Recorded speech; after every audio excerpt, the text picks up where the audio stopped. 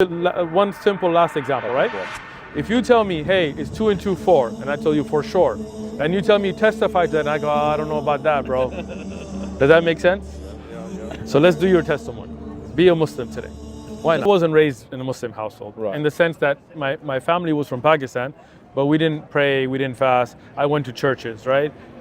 When I was 18, I recognized Islam to be the truth, and I accepted. Brought the truth, right? Okay. Just like your little kids, when they're little, you might tell them about a tooth fairy, but when they get older, then you tell them, no, there is no tooth fairy. That doesn't mean that you were lying to them. At that time, that's what the age they were at. Exactly. So today, you believe there's only one God?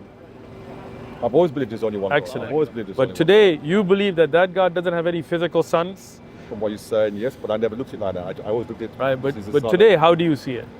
Well, it's made me think. Yes, good. Made me think. That's what you want you to do? You know? As well as thinking, have you internalized that?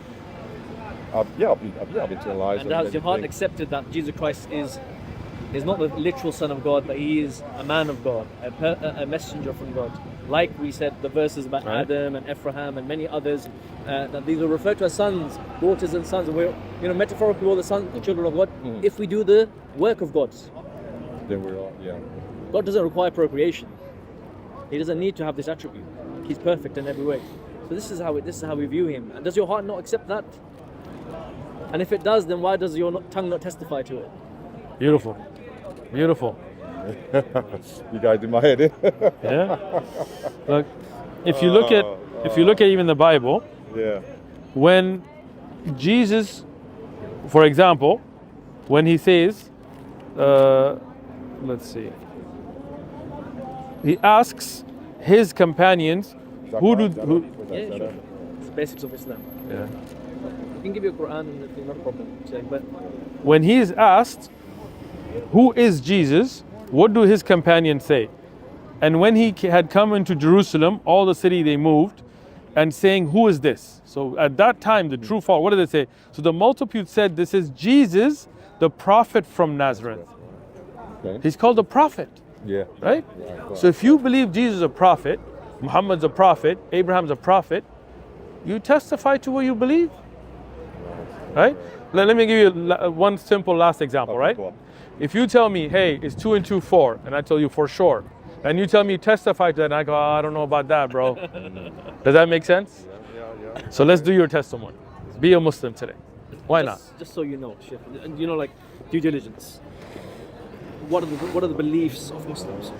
We believe in one God. Right. We believe in His angels, which you already believe in as in your state that you are now. We believe in His scriptures that He sent in the past, the originals before they were corrupted. Okay. We believe in the prophets of God. We believe in the final the day of judgment and divine decree. The fact that you're here today isn't purely by chance. Right. The fact that the Sheikh was here today, this trip wasn't, it was just... It's not even a dawah trip. This wasn't planned. It's a work trip. We normally come here on Saturday. We happened to just come out today on Sunday, and you guys met today. It's not purely by chance. These things are divine decree. Everything from Allah. That's the beliefs. And then the actions, because Islam is a practical religion. We don't say we're a Muslim, but then we don't do anything to show for it. Right. The first one, which the Shaykh has discussed here with you, is a shahada. That belief in your heart, you say as a testament on your tongue. Okay? Once you say that, your previous sins are forgiven. Wipe clean, you're like a newborn baby. And you start your life as a Muslim, okay? Someone who submits their will to the will of God, like we said at the beginning. The praying, the giving charity, pilgrimage if you're able to, and obviously fasting, like we just had the month of Ramadan. Yeah. These all actions which Jesus Christ even taught when in spirit, he did these things. Right. He prayed, he fasted, he gave charity, gave alms, all these things. So that's the way of life that we live as Muslims. Okay. And you will have that daily connection. Any prayer room you go to in the world, these multi-faith prayer rooms, they are occupied by who? Muslims. Why? Because we're obligated to pray 5 times a day. We're there having a constant reminder that this is your purpose of creation. You're not here to become X, Y, Z. You're here to worship your Creator. And these things are secondary. So it will give you that peace. Okay, man. No, I appreciate that, man. Appreciate that. No. You definitely got me kind of... We'd like to give you the peace. The invitation, in fact. What is the invitation? To testify. To verbalize that belief in your heart. That there is no one worthy of worship except that one true God, who we call Allah in Arabic, who Jesus Christ in Arabic would call Allah. Right. Okay, and there's many other acronyms of that as well, and that the Prophet Muhammad, peace be upon him, is that final messenger. Abraham, Moses, Jesus, all messengers of God. None of them are divine, none of them are God, but they are messengers of God. And his message is that Quran, the final testament, unchanged. Not a letter's been changed inside it since it was revealed. Right. And we Okay. can prove that. You ready to testify to that? What do you want me to do? What I got to do? We'll say it together, okay? What do you? We're gonna say, Go on. I bear witness, Okay, I bear witness. there is none worthy of worship There is none worthy of your worship except Allah. except Allah.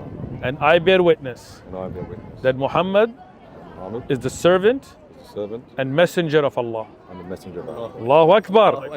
Allahu Akbar. You're our brother in Islam.